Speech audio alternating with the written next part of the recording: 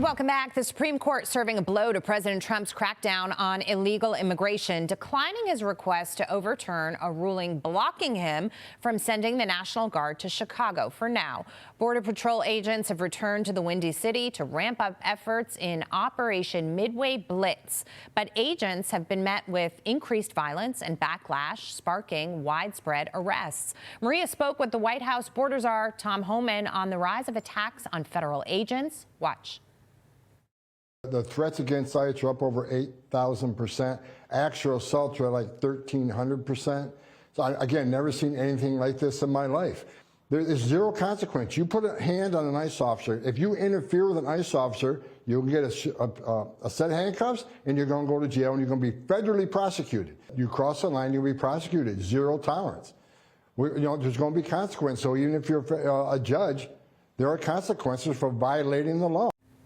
The Trump administration also hitting at Illinois Governor J.B. Pritzker, suing him for restricting immigration officers from arresting illegals in the state. Joining me now, former federal prosecutor and former acting ICE director, Jonathan Fahey. Jonathan, good morning to you. I want to get your reaction to what we're seeing in Illinois right now. Well, a couple things.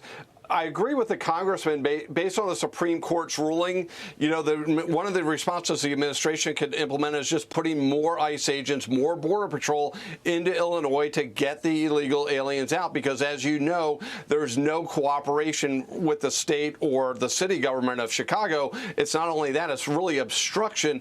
And real quick on that rule, on the effort to challenge the safe spaces for ICE in Chicago, Governor Pritzker knows those are clearly unconstitutional. He's doing this purely for political motives because he's trying to elevate himself within the Democratic Party. Those are not only a violation of the Supremacy Clause. If they were to try to enforce those laws and prevent ICE from going to certain areas, the people enforcing it could be arrested for obstruction of justice, just like Tom Homan said. So that whole thing is a mess. But I agree with the congressman, bring in more agents because they're not going to stop. If people need to, the illegal aliens, particularly the criminals, need to be caught and removed from the country. And Michael, I want to bring you in here because Tom Homan is talking about a zero tolerance policy when it comes to ICE agents and interference when they're trying to do their jobs. However, we have seen in many instances there is huge resistance as these agents are trying to enforce federal law. Jonathan, the challenge obviously is that if you go to any law enforcement officer chief and you say, I'm going to give you more resources, particularly in high crime areas, they're going to say, yes, do that. So how does the federal government come in and say to the people, as opposed to the politicians, look, you live in a high crime area. Let's get it under wraps. Here are the resources to be able to do that.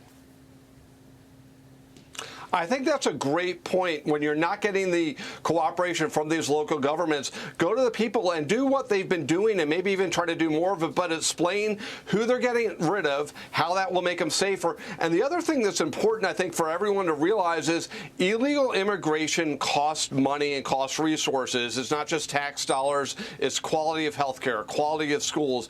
And make that message clear, because when people are being removed, we've already seen it with the Trump administration. Wages are rising, crime is falling. So these are all good things, and the Trump administration is making Chicago and Illinois safer in spite of the efforts of the politicians.